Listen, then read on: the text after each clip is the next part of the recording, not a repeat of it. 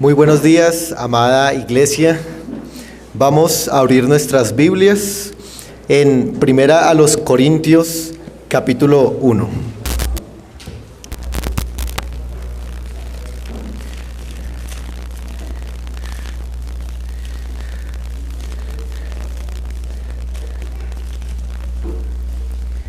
Y en esta mañana vamos a estar estudiando y continuando con nuestra serie expositiva de esta carta de Primera a los Corintios, y vamos a ubicarnos de los versículos 4 al 9.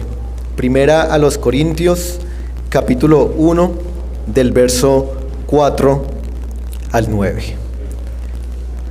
Vamos a leer de esta manera este texto y oramos nuevamente al Señor para que Él nos conceda poder comprender lo que significa y lo que debemos nosotros aprender también para hoy.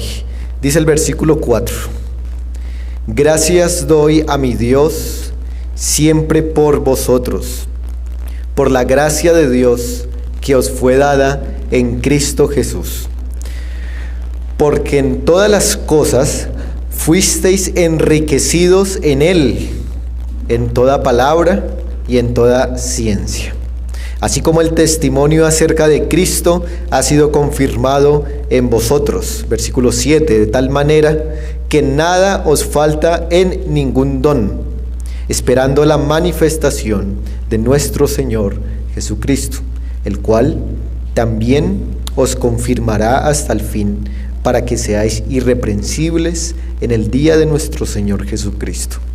Fiel es Dios, por el cual fuisteis llamados a la comunión con su Hijo Jesucristo, nuestro Señor. Amén. Demos gracias al Señor. Padre, tú nos has concedido esta palabra tuya, que es poderosa, que es viva, que es cortante, que es confrontante. Y hoy queremos suplicarte, Señor, que conforme a lo que es ella seamos nosotros instruidos, edificados, animados, confrontados, vivificados, Señor. Te lo suplicamos, Señor, que en esta hora tu Santo Espíritu nos conceda entender este pasaje. En el nombre de Jesús te lo pedimos. Amén. Como bien sabemos, hermanos, estamos estudiando la carta de Primera a los Corintios, y hoy vamos a estar estudiando estos versículos, los cuales vamos a dividir en tres partes principales. En primer lugar, vamos a analizar el versículo 4. En segundo lugar, estaremos analizando del 5 al 7. Y en tercer lugar, analizaremos del 8 al 9. Y quisiera recordar lo que estuvimos viendo hace 15 días, del versículo 1 al versículo 3. Y lo que nosotros estuvimos viendo allí es que el apóstol Pablo tenía un gran interés por la iglesia de Corinto, junto con otros hermanos, para corregir y aconsejar en algunos asuntos que en la iglesia estaban sucediendo. Y este interés, como bien dijimos, se debía a la alta eclesiología que el apóstol Pablo y otros hermanos tenían. A partir del versículo 4, lo que el apóstol Pablo va a hacer es que les va a recordar a los hermanos de Corinto cuáles son las riquezas espirituales que ellos tienen en la persona de Cristo Jesús. Por eso es de lo que vamos a hablar hoy, que la iglesia ha sido enriquecida en Cristo. La iglesia ha sido enriquecida en Cristo, pero ha sido enriquecida precisamente en virtud de esa unión con la persona de Jesucristo, y no porque tenga ella algún mérito propio o alguna capacidad personal para haberse enriquecido. Y es muy interesante recordar en este punto que hay una advertencia en el libro de Deuteronomio capítulo 8 que dice que cuídate de no llegar a decir que tu propia fuerza y tu propio poder son los que te han hecho enriquecer. Diciendo con esto el Señor que nosotros hemos de tener cuidado de pensar que por nosotros mismos es que tenemos algún tipo de riqueza, ya sea material, especialmente espiritual. Y curiosamente, hoy en día, las personas buscan con todas sus fuerzas riquezas. Y cuando las consiguen, entonces se jactan de sí mismos por haber conseguido estas riquezas. No así en este pasaje, en el cual Pablo quiere explicar a la iglesia de Corinto que las riquezas que ellos tienen en ese momento son producto de su unión con Cristo y no del propio mérito de la iglesia. Hay algo muy interesante en estos 6 versículos, antes de analizar el verso 4, y es que aparece la expresión Cristo o en Cristo en cada uno de esos versículos. Lo que Pablo quiere hacer evidentemente es mostrar que todo lo que la iglesia tiene no es por causa de la misma iglesia, sino es en virtud de su unión con Cristo. Así que hagámonos esta pregunta, y es: ¿cuáles son estas riquezas espirituales que la iglesia de Corinto tenía en virtud de su unión con Cristo? Eso es lo que vamos a ver entonces en esta mañana. Empecemos así, hermanos, en el versículo 4. Dice así: gracias doy a mi Dios siempre por vosotros, por la gracia de Dios que os fue dada en Cristo Jesús. Evidentemente, en este texto, lo que el apóstol Pablo está haciendo es agradeciendo por la iglesia, pero también agradeciendo por la operación de la gracia en ellos. Así que Pablo da gracias y al mismo tiempo reconoce que una de las riquezas que la iglesia de Corinto tiene es la gracia de Dios en ellos. Y eso es lo primero que quiero que veamos, que la iglesia tiene la riqueza de la gracia de Dios. Dice Pablo: gracias doy a mi Dios siempre por vosotros. Pablo expresa una gratitud a Dios porque reconoce que lo que son ahora los hermanos de la iglesia de Corinto lo son por Dios y no por ellos mismos. Así que cuando agradece a Dios, reconoce al mismo tiempo que lo que son estos hermanos es por la obra del Señor y no porque haya algo bueno, algo meritorio en la iglesia de Corinto. Dice: gracias doy a mi Dios cada cuánto, siempre. De manera que el apóstol Pablo agradecía siempre en sus oraciones por la iglesia de Corinto. Y aquí vemos algo que es muy interesante, y es que la alta eclesiología, el alto interés y entendimiento por la iglesia local, empapaban su práctica cristiana, pues aún en sus oraciones la iglesia estaba allí. Así que una manera como expresamos nosotros nuestro alto entendimiento por la iglesia local es que aún en nuestras oraciones nuestra iglesia está presente, como lo hacía bien aquí el apóstol Pablo, dando gracias por la iglesia de Corinto. Y Pablo también dice: gracias por vosotros. Miren que él está pensando en personas en particular. Él no está pensando en el edificio, él no está pensando en cosas, sino que está pensando en personas en particular en las cuales ha llegado la gracia del Señor. Así que es muy importante agradecer al Señor por las personas continuamente, si es que tenemos un gran entendimiento de lo que es la iglesia. Pero Pablo en este versículo también da gracias, no solamente por ellos, sino también por la gracia de Dios. Pablo agradece porque estos hermanos de Corinto han sido objetos de la gracia salvadora de Dios. Pero veamos algunas cosas. En primer lugar, ¿cuál es el significado de la gracia. ¿Cuál es el significado de la gracia? La palabra gracia, cuando se le aplica a Dios, es una acción que en palabras humanas no se puede describir, por cuanto es una acción que ha realizado Dios. Las acciones que realiza Dios son acciones infinitas, que no pueden ser reducidas a una simple definición o a un simple concepto. Sin embargo, para nuestro entendimiento, lo que podríamos decir es que es la acción infinita de Dios de dar un regalo o un favor inmerecido. Es la acción infinita de Dios de dar un favor o un regalo inmerecido para con los pecadores. Esa es la definición de la gracia de Dios. Así que lo que Pablo está diciéndoles aquí a los hermanos es: ustedes son pecadores y ustedes han sido objeto de una salvación que no merecían, que Dios por libertad, que Dios por decisión propia tomó. No ha habido nada bueno en ellos que haya impulsado a Dios a salvarlos.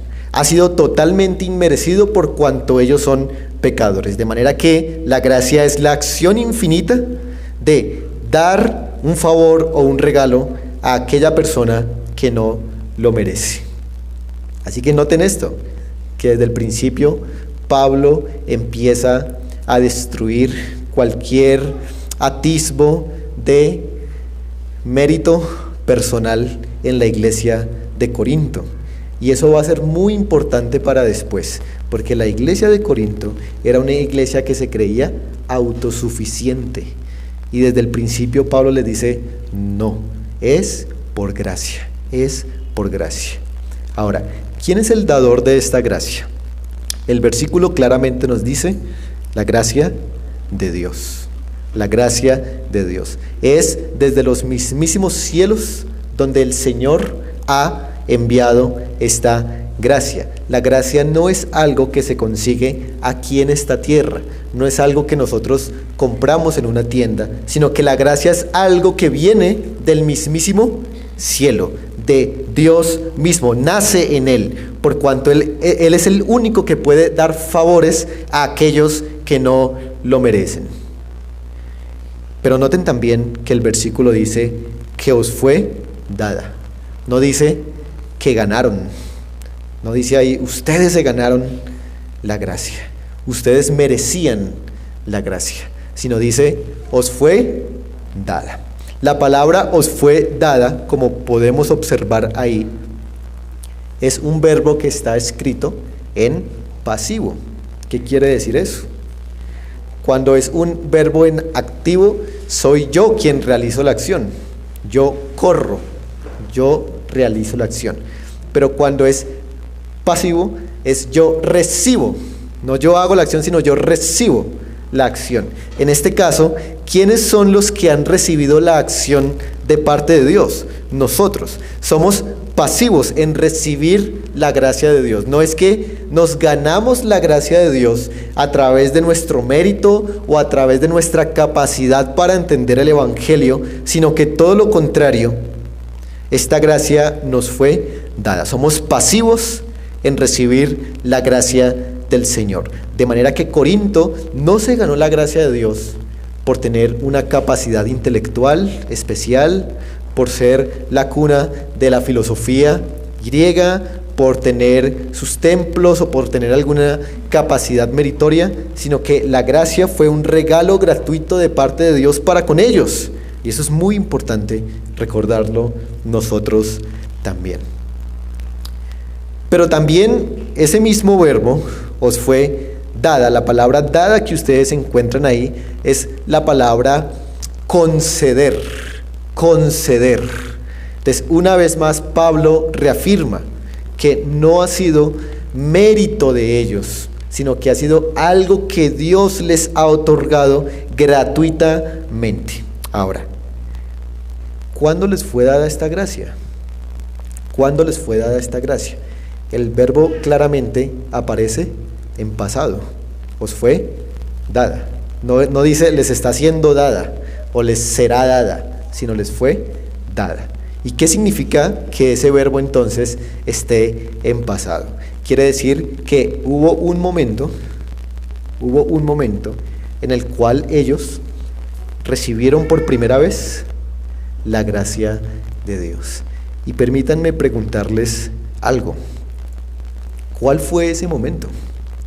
¿Fue acaso en la conversión, cuando la gracia les fue dada? ¿Fue acaso en la regeneración, más antes, cuando la gracia les fue dada? ¿Fue acaso en el llamamiento, cuando la gracia les fue dada? ¿En qué momento fue que esta gracia operó dándose a la iglesia de Corinto? Hay un pasaje que nos ayuda a entender el momento, si podríamos llamarlo así, en el cual recibimos la gracia. Segunda Timoteo, capítulo 1.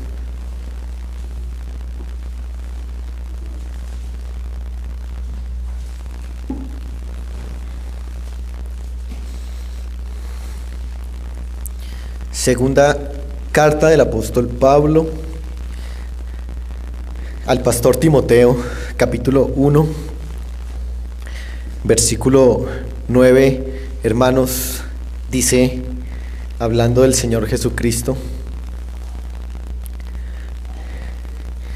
quien nos salvó y llamó con llamamiento santo, no conforme a nuestras obras, sino según el propósito suyo. Y miren la misma expresión de Corinto o de Corintios: y la gracia que nos fue dada en Cristo Jesús antes de los tiempos de los siglos. ¿Desde qué momento fue que la gracia fue dada a los escogidos según este texto? Fue dada en el tiempo sin tiempo, antes de todos los siglos, antes que nosotros naciésemos, fuésemos creados, antes de Adán y Eva. La gracia nos había sido otorgada gratuitamente.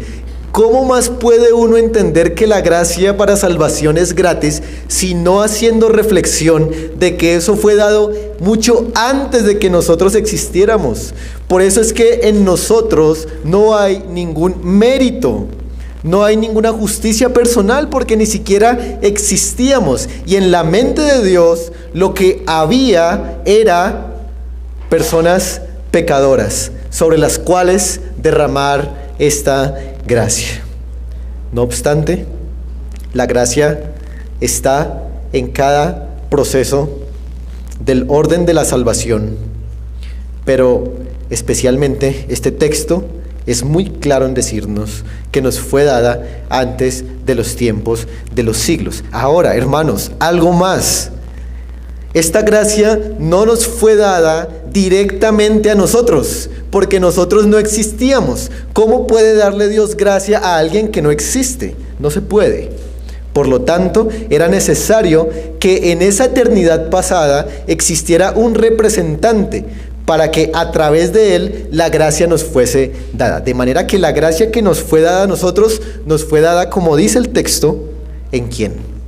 En el representante, en Cristo Jesús. Estamos unidos a él desde toda la eternidad por el decreto de Dios. Y esta gracia nos es dada entonces por causa de decreto, o lo que algunos teólogos llamarían la unión de decreto. Estábamos unidos en Cristo desde antes de toda la eternidad, y siendo Él nuestro representante allá, se nos dio de la gracia del Señor. ¿Cómo más podríamos explicar la gracia? Y la verdad es que nos faltan palabras para ello. Pero volvamos a los Corintios.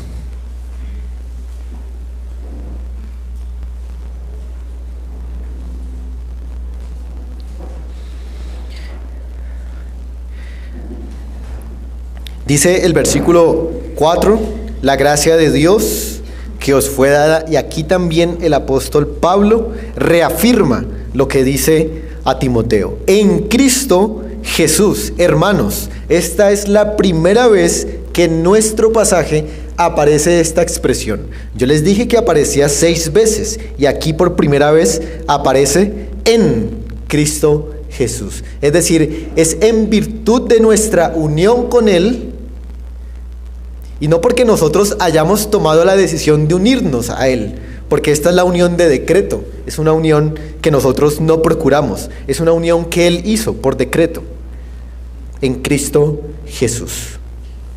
Es en la persona de Jesús donde se halla la gracia salvadora.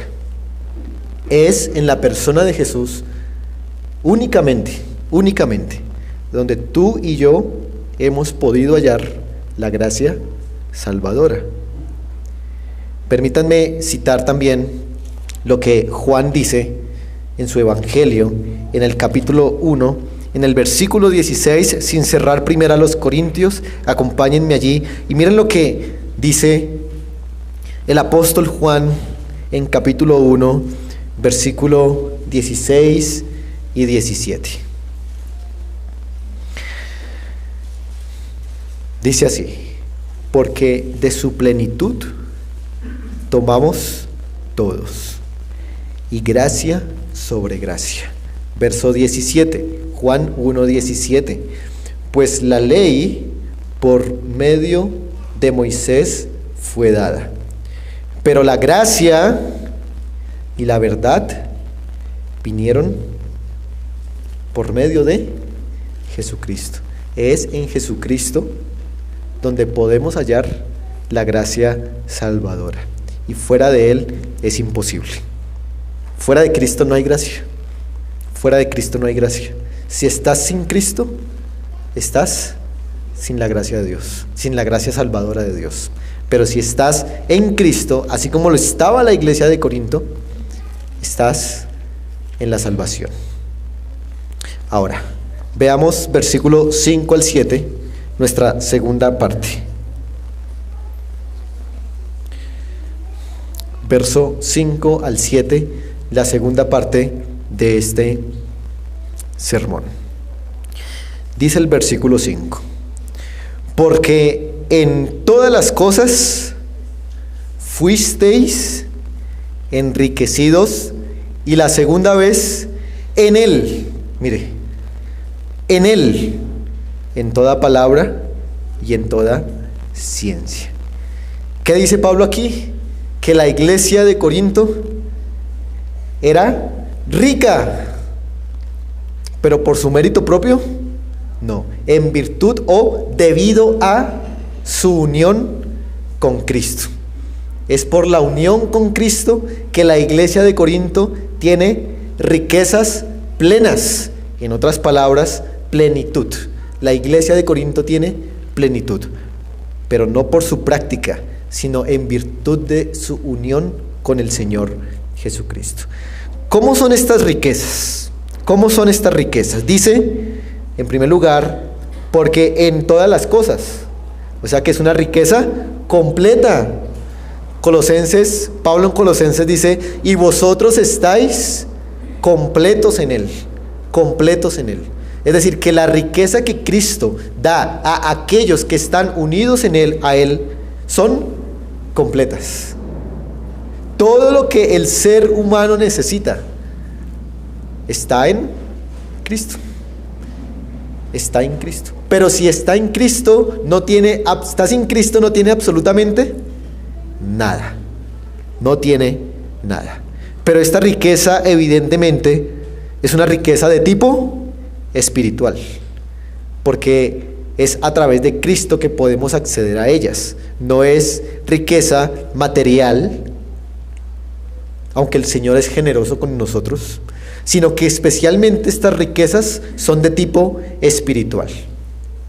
Y estas riquezas, como ya dijimos, pero quiero repetirlo porque el texto lo repite, en Él, debido a nuestra unión con Él. ¿Por qué será que Pablo quiere enfatizar tanto que es en Él? Pues porque la iglesia de Corinto era una iglesia que se creía autosuficiente y que lo que tenían era por mérito propio, de manera que esta será la base sobre la cual corregirlos en los capítulos posteriores. Hermanos, el Señor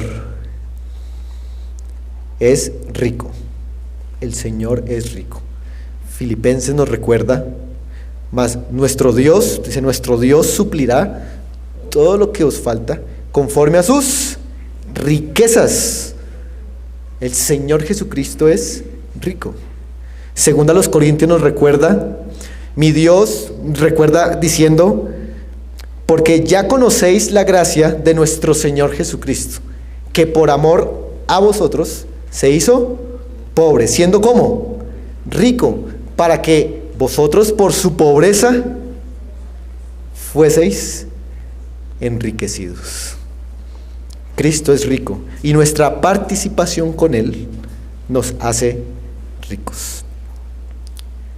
La palabra enriquecidos que ustedes encuentran en el versículo 5 es una palabra que se deriva de un sustantivo, en griego, que es de donde viene la palabra Pluto. Pluto. Pluto era el dios griego de las riquezas, no el romano. Romano es Plutón, el griego es Pluto.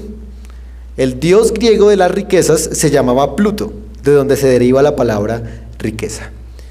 Cuenta la mitología griega que Zeus cegó a Pluto para que Pluto distribuyera las riquezas arbitrariamente, a buenos y a malos. Él era ciego y distribuía las riquezas a buenos y a malos.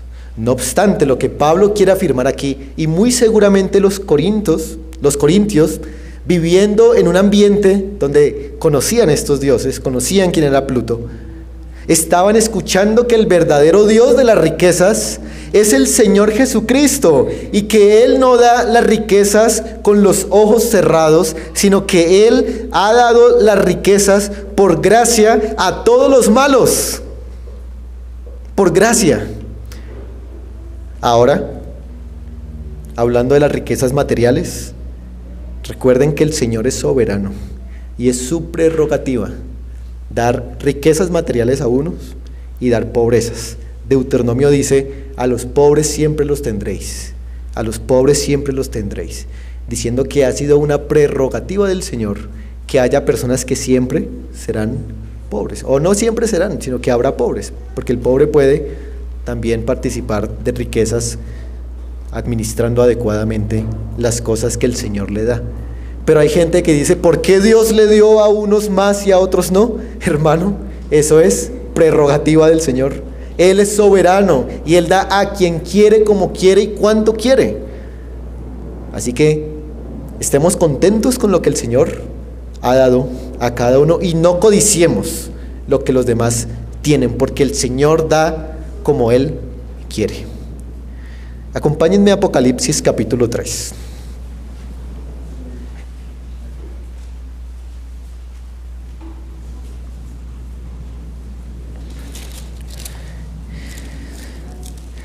La iglesia de la Odisea. Una iglesia griega también. Una iglesia muy rica materialmente hablando. Apocalipsis capítulo 3, versículo 17. Escuchen esto, hermanos. Dice, porque tú dices, yo soy rico. Mira lo que la iglesia de la Odisea decía. Yo soy rico y me he enriquecido y de ninguna cosa tengo necesidad. Y no sabes que tú eres un desventurado, miserable, pobre, ciego y desnudo. Por tanto, yo te aconsejo que de mí compres oro refinado con fuego, para que seáis rico, y vestiduras blancas para vestirte, y que no se descubra la vergüenza de tu desnudez, y unge tus ojos con colirio, para que veas. ¿Qué pensaba la iglesia de la Odisea? Que eran ricos, porque tenían méritos propios, porque creían que todo lo que tenían lo habían conseguido por su propia capacidad, e incluso estaban poniendo su confianza en la cantidad que tenían en cuanto a las cosas. Y ellas decían, somos ricos, estamos bien, somos la mejor iglesia. Pero el Señor les dice, están equivocados. Están equivocados si ustedes miden sus riquezas conforme a la cantidad de dinero que tienen. Están equivocados si ustedes miden las riquezas conforme a la calidad de ropa que tienen. Están equivocados si ustedes miden las riquezas conforme a las carreras universitarias que tienen.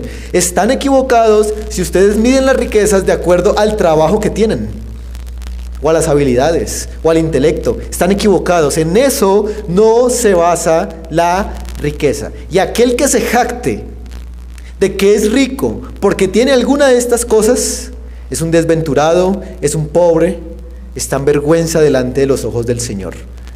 Esa no es la verdadera riqueza. Es la riqueza que cree el mundo que es. Pero el Señor Jesucristo dice que esa no es, hermanos. ¿Cuál es entonces la verdadera riqueza? Dice el Señor ahí, compren de mí, compren de mí.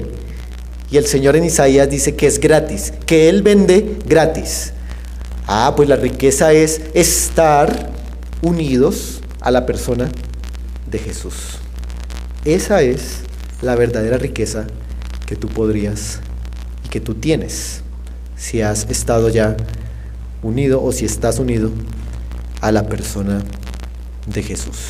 No seamos como la iglesia de Laodicea. Volvamos a Corintios.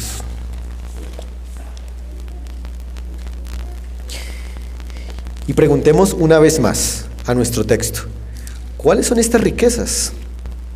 Ya hemos visto una, la gracia. Ahora vamos a ver particularmente cuáles son estas riquezas. Versículo 5 dice, en toda palabra y en toda ciencia. Primera riqueza. La iglesia de Corinto tenía toda palabra y toda ciencia. ¿Qué significan estos dos términos? Bueno, el término palabra que ustedes encuentran ahí se refiere a las cosas que se expresan, ¿sí? A palabras que se expresan, a comunicar un mensaje. Y la palabra ciencia es conocer o entender ese mensaje, ¿sí? Eso es. Entonces, palabra es lo que se expresa, lo que se dice, un mensaje comunicado. Y ciencia ahí es un mensaje entendido, ¿sí? Uno es comunicado y el otro es entendido. ¿Qué es lo que quiere decir? Que la iglesia de Corinto había recibido la capacidad de parte del Señor para comunicar, pero también para entender el mensaje del Evangelio. Eso es una verdadera riqueza. Eso es una verdadera riqueza. Que el Señor Jesucristo nos dé entendimiento para comprender su palabra. Hermanos, ¿cuánto tiempo el apóstol Pablo trabajó en la iglesia de Corinto? Bueno, Hechos capítulo 18, no lo van a buscar, versículo 11, dice que él trabajó 1 año y 6 meses. Así que por 1 año y 6 meses, Dios dio la capacidad a la iglesia de Corinto de poder entender e incluso de poder replicar ese mensaje del Evangelio. Y esto es muy importante porque en los capítulos siguientes, la iglesia de Corinto se jacta de su propia sabiduría, de su oratoria, de su capacidad para comunicar el mensaje, y se les había olvidado que eso no era una capacidad de ellos, sino que era una capacidad que el Señor les había dado. Así que una vez más Pablo está destruyendo todo mérito personal en ellos, recordándoles que todo lo que son y todo lo que tienen es por la gracia del Señor. Primera riqueza. Segunda riqueza, versículo 6. Así como el testimonio acerca de Cristo ha sido confirmado en vosotros. Ellos habían recibido no solamente la capacidad de entender el Evangelio, sino habían recibido el Evangelio mismo. El Evangelio mismo es una riqueza. El Evangelio mismo es una riqueza. Y darle el Evangelio a una persona es darle la mayor riqueza que esa persona puede tener. ¿Por qué creen ustedes que el apóstol Pedro allá en la puerta de la Hermosa le dijo al cojo: yo no tengo oro ni plata, pero lo que tengo, ¿dónde lo tienes, Pedro? acá lo tengo, te lo voy a dar. ¿Y le dio qué? El Evangelio del Señor Jesucristo. Ese es una verdadera riqueza, el Evangelio mismo. Aquí el Evangelio se identifica como el testimonio acerca de Cristo. Claro, el testimonio acerca de Cristo, porque el Evangelio es hablar acerca de la vida, de la enseñanza y de la muerte de nuestro Señor Jesucristo. Así que al Evangelio también se le llama el testimonio acerca de Cristo. Ha sido confirmado. Ellos tuvieron la capacidad divina de entender ese Evangelio, pero no por sus propios méritos, sino por la obra del Señor. Versículo 7, tercera riqueza. De tal manera que nada os falta en ningún don. Hermanos, la iglesia de Corinto había recibido dones espirituales como ninguna otra iglesia, al menos que nosotros tengamos registro. Si nosotros leemos desde los capítulos 12, 13, 14, 15, nos daremos cuenta de la gran cantidad de dones que la iglesia de Corinto tenía, que lastimosamente los estaban usando para su propia exaltación, pero era una iglesia que estaba completa en cuanto a los dones espirituales. No os falta en ningún don. La iglesia, hermanos y hermanas, ha sido capacitada por el Señor. La iglesia no tiene capacidad propia. La iglesia ha sido capacitada por el Señor. Hermanos, no importa las capacidades que tú tengas, no importa la profesión que tú tengas, o si no tienes ninguna. Eso no sirve para nada en la iglesia si no reconoces que es por la capacidad de Dios que lo puedes hacer. Así que nunca te enorgullezcas de que tú ya tienes algo. Y si lo tienes es porque el Señor te lo ha dado. Pero miren algo también.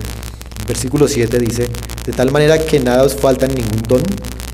Y hay otra riqueza allí. Dice, esperando la manifestación de nuestro Señor Jesucristo. Es decir, mientras viene el Señor Jesucristo, ustedes han sido capacitados con dones para que trabajen en la evangelización del mundo, en la edificación del cuerpo de Cristo, en la adoración pública. Pero eso será hasta que venga Cristo. Pero la riqueza a la cual me quiero referir con este texto es que la iglesia tiene la riqueza de tener esperanza. Y una esperanza verdadera. Las ciencias no te proveen a ti ninguna esperanza. La política no te provee a ti ninguna esperanza. El cambio del mundo por la política, por los sistemas sociales, jamás. La educación no te provee a ti ninguna esperanza. Solamente el Evangelio te promete a ti una verdadera esperanza. Y esa esperanza es vida eterna cuando el Señor Jesucristo se ha manifestado. Ahora, esta esperanza se presenta de una manera muy interesante. Dice ahí, esperando ¿la qué? Manifestación. Esa palabra manifestación que ustedes leen allí es la palabra apocalipsis. Apocalipsis. Es decir, el texto dice, esperando el apocalipsis de nuestro Señor Jesucristo. Pero no se asusten, hermanos. Apocalipsis no significa juicio, aunque va incluido. Apocalipsis traduce precisamente lo que esta palabra dice aquí. Manifestación o revelación, o como algunos la traducen, quitar el velo para que se pueda ver. ¿Qué es lo que significa? Que la venida del Señor, que es de lo que Pablo está hablando aquí, la segunda venida de Cristo, será una revelación al mundo. Él vendrá y, como dice Apocalipsis, todo ojo le verá. Ahora, dice la manifestación, hermanos, no dice las manifestaciones como si hablase de varias, sino que el apóstol es cuidadoso en decir que es una sola la que la iglesia espera. Una sola venida del Señor Jesucristo, que es la que dividirá la historia para siempre de este mundo al mundo venidero. Así que ellos tienen una esperanza segura en que el Señor se manifestará, y mientras tanto por eso la iglesia tiene dones, para que trabaje en la evangelización del mundo, en la santificación de sus miembros y en la adoración pública como el Señor ha mandado. Pero hay una palabrita también en el versículo 7, y es la palabra esperando. Ya Pablo nos presentó la segunda venida como una manifestación, pero también hay una actitud frente a esta manifestación. ¿Cuál es la actitud? Dice Pablo, esperando. Esta palabra esperando que ustedes encuentran allí no es la palabra común para referirse a la acción de esperar, sino que es la palabra esperar ansiosamente, esperar anhelosamente, esperar con gran vehemencia, con gran pasión. ¿Qué es lo que quiere decir? Que la iglesia debería tener una alta expectativa por la venida del Señor. No estar encerrada solamente aquí en esta tierra, que era lo que le pasaba a la iglesia de Corinto. Estaban encerrados en sus propios asuntos, sino que cada día deberían colocar sus ojos y sus mentes en esta manifestación de una manera muy vehemente. Permíteme preguntarte, ¿estás esperando con gran anhelo la venida del Señor? ¿Pensaste siquiera en eso esta semana? ¿Pensaste hoy en eso? Pues Pablo dice que debemos esperar con gran anhelo. Ahora veamos versículo 8 y 9.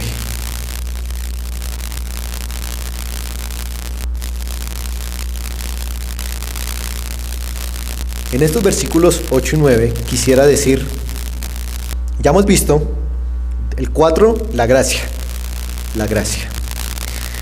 Del 5 al 7 ya hemos visto plenitud en Cristo, riquezas en Cristo. Y ahora del 8 al 9 veamos seguridad en Cristo. Seguridad en Cristo. Es otra riqueza, seguridad en Cristo.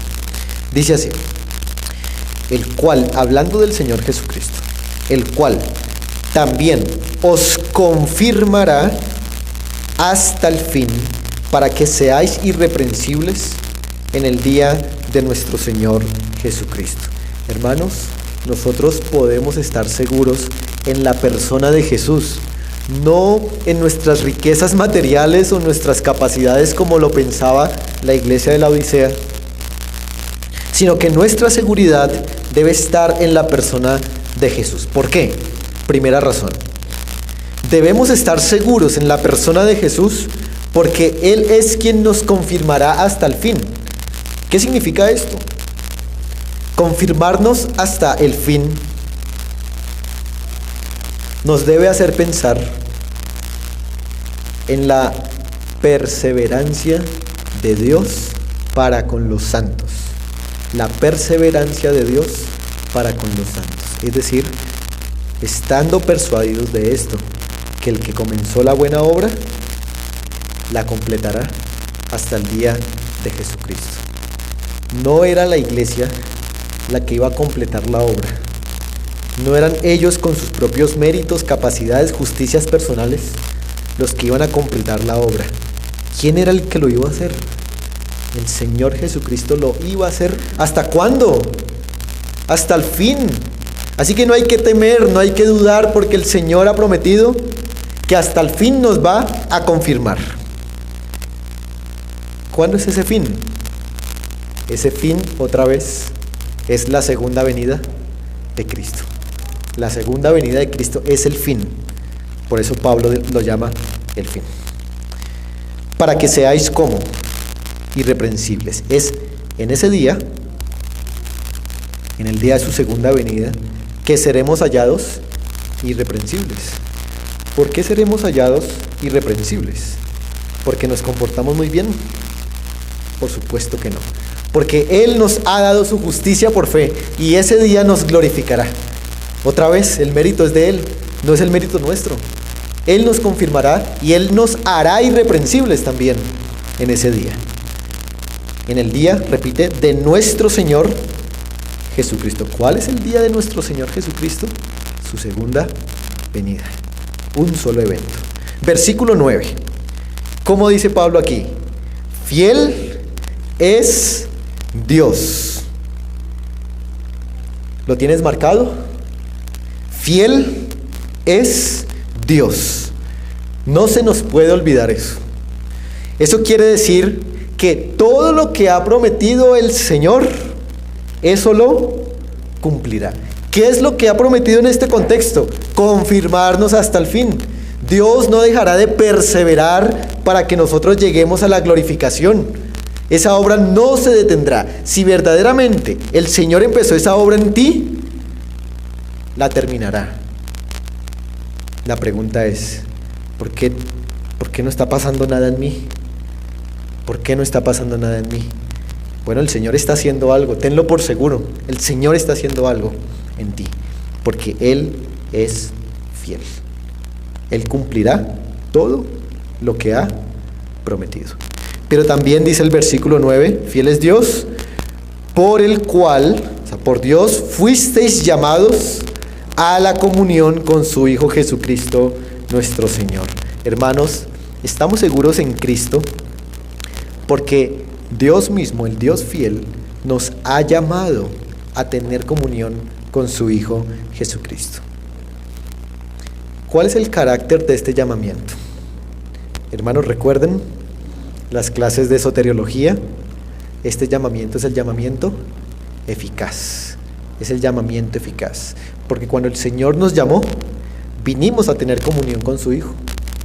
Las personas no se pueden resistir a este llamamiento cuando el Señor lo hace.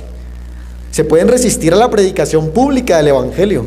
Se pueden endurecer ahí en sus asientos, en sus mentes, en sus corazones. Pero cuando el Señor hace su llamamiento eficaz, abre la puerta y entra y conquista el corazón del pecador. Este llamamiento es eficaz. Este llamamiento no es como aquel vendedor que pasa diciendo a la orden, cómprenme, cómprenme, y uno decide, bueno, como que sí, como que no. Ese no es el llamamiento del Señor. El llamamiento del Señor es un llamamiento directo, poderoso, irresistible, que transforma tu voluntad para que vengas con gran gozo a la salvación en Cristo. No te puedes resistir. Nosotros no nos pudimos resistir y por eso es que estamos aquí sentados. Pero ¿cuál es el propósito de este llamamiento? Tener comunión con su Hijo Jesucristo. Hermanos, aquí está el propósito declarado de una persona. ¿Cuál es el propósito del ser humano? Tener una relación personal con el Señor Jesucristo. Si alguna vez te lo has preguntado, mira, aquí están las respuestas. ¿Cuál es el propósito de tu vida? ¿Para qué Dios te creó?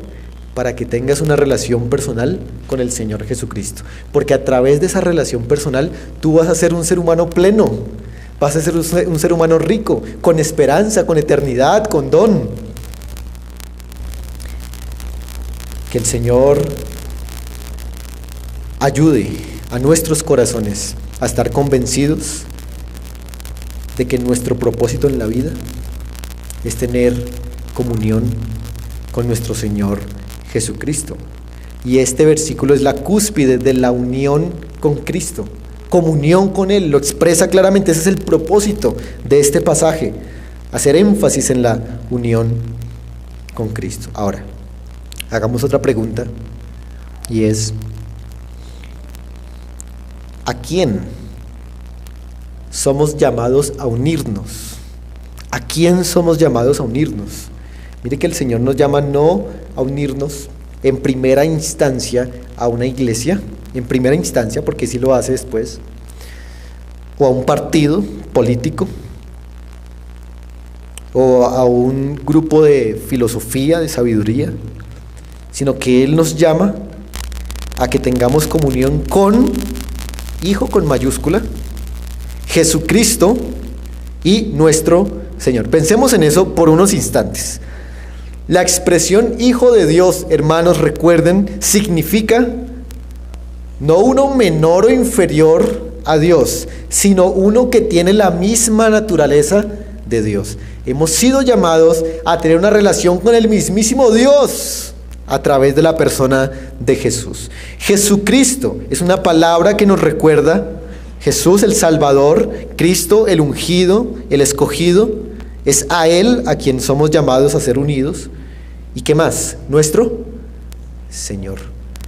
No solamente al Salvador, sino también al Señor, para que nos sometamos a Él. Es al Señor a quien somos llamados a unirnos. A ese estás unido. A ese estás unido. ¿Puedes comprenderlo? Yo la verdad no puedo. Pero eso es lo que dice aquí y hemos de creerlo por fe. Ahora, permíteme terminar con unas aplicaciones, unas cosas que quisiera decir.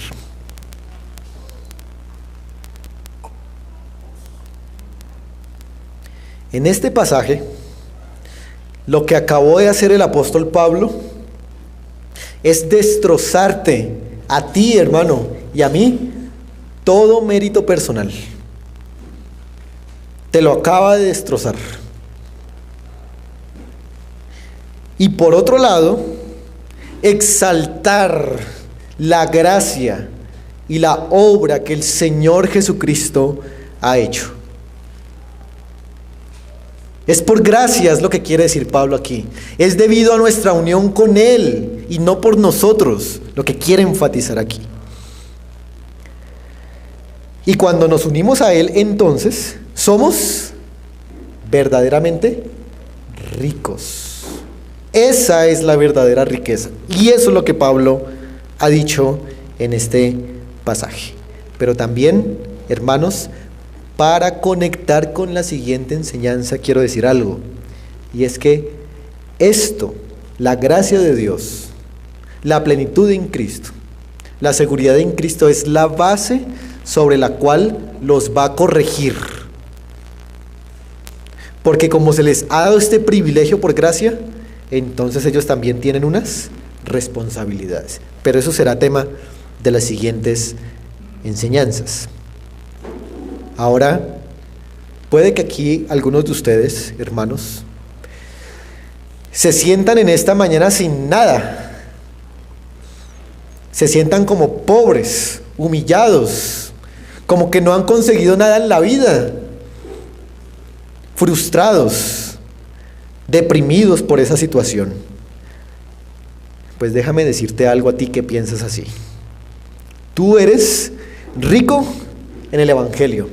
Tienes más riquezas que cualquier persona en este planeta Tierra. No te asombres cuando las noticias dicen el hombre más rico del mundo tiene tanto y tanto y tanto.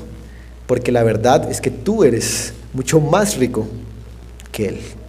Y no porque tú tengas dinero físico, sino porque tienes las verdaderas riquezas, lo que a Dios le parece riqueza y no lo que al hombre le parece riqueza. Así que no estés triste, porque tienes el Evangelio, tienes a Cristo. Eso es suficiente para tu vida. Tienes su herencia, la eternidad, la esperanza, los dones, la gracia del Señor. Oh, ¿qué más quieres que eso?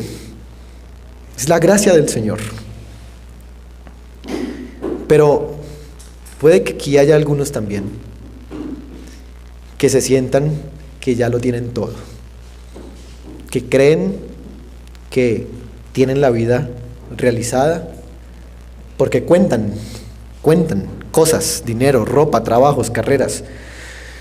Pues si ese es tu caso, tú eres como la Odisea. Dices, yo soy rico y me he enriquecido, mas no sabes que tú eres un pobre y desventurado. Tus riquezas son Cristo. Cuando Cristo está golpeando la puerta de la Odisea, le está golpeando la puerta a una iglesia, no a un inconverso, porque esa iglesia había dejado por fuera a Cristo para estar con sus propias riquezas. Ábrele la puerta, quiere decir, vuelve a recordar que en Cristo es donde están las verdaderas riquezas y no en las cosas de este mundo. Así que no confíes en tus méritos ni en tus justicias personales, sino confía en el Señor Jesucristo. Otra cosa que quisiera decirles, amada iglesia, es que como iglesia estamos completos en Él. No necesitamos añadir nada más a la obra del Señor Jesucristo. Nosotros tenemos todo lo que necesitamos para evangelizar al mundo, para edificar a la iglesia y para adorar al Señor. Podemos hacerlo porque el Señor nos ha dado los dones. Así que no busquemos nuevas formas o nuevas maneras, porque la iglesia está completa en Él. Y otra cosa que quisiera decir es que la iglesia es rica y la iglesia debe vivir de acuerdo a eso. Es muy extraño ver que un rico, hablando materialmente, viva una vida de pobre. Es muy extraño ver eso, que se vista mal o que de pronto tenga su casa mal o que esté endeudado. Bueno, ser rico, estar en ese estado de riqueza, lo lleva a uno a vivir tal cual.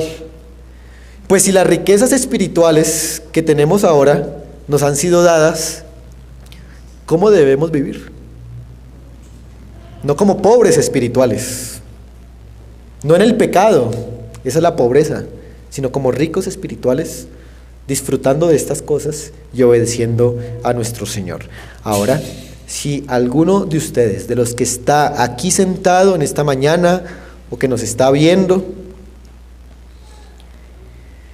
está sin Cristo, pues eres un pobre, como dice Apocalipsis, y lo digo con cuidado, eres un miserable, porque el Señor lo dice, estás desnudo y vas a terminar en esa condición en el lago de fuego.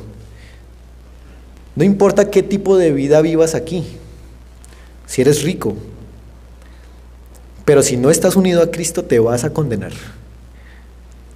Él te está ofreciendo sus riquezas gratuitamente, así que ven a Cristo y confía en Él. Que el Señor tenga misericordia de ti y te llame para que vengas a la comunión con su Hijo y puedas ser verdaderamente salvo. ¿Por qué estás esperando tanto? ¿Cuál es la inseguridad? ¿Cuál es el temor? ¿No quieres acaso que se salve tu alma? ¿O quieres irte al infierno por toda la eternidad? ¿O estás diciendo para después, para después? Ahora arregla las cosas con tu Señor, arrepiéntete de tus pecados, confía en Él y Él te va a participar sus riquezas para que tengas herencia eterna y una esperanza. Hazlo ahora, no salgas de aquí sin haber arreglado eso. Es urgente, es urgente. Si estás sin Cristo, estás sin nada. Así que arrepiéntete y cree en Él. Y la última cosa, iglesia, que quisiera decirles es: adoremos al Señor Jesucristo, porque Él es el dador de todas las cosas. ¿Algo de lo que tienes lo has conseguido por tu propia fuerza? Reconoce en esta mañana que no. Nada. Todo ha sido proveniente de Él. Así que, adórale en esta mañana. Puestos de pie, vamos a orar y damos gracias al Dios fiel.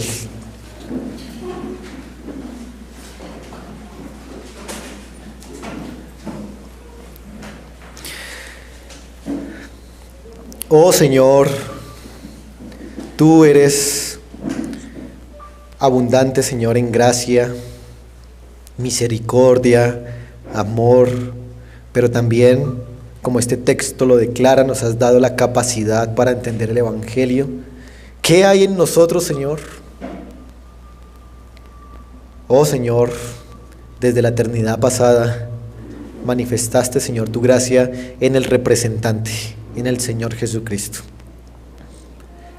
Pedimos ahora que tu iglesia aquí en Fontibón pueda ver estas riquezas que ahora tenemos en ti, que seamos consolados primero, pero también que vivamos de acuerdo a ellas, con gran gozo, sabiendo que ya estamos en Cristo, Señor.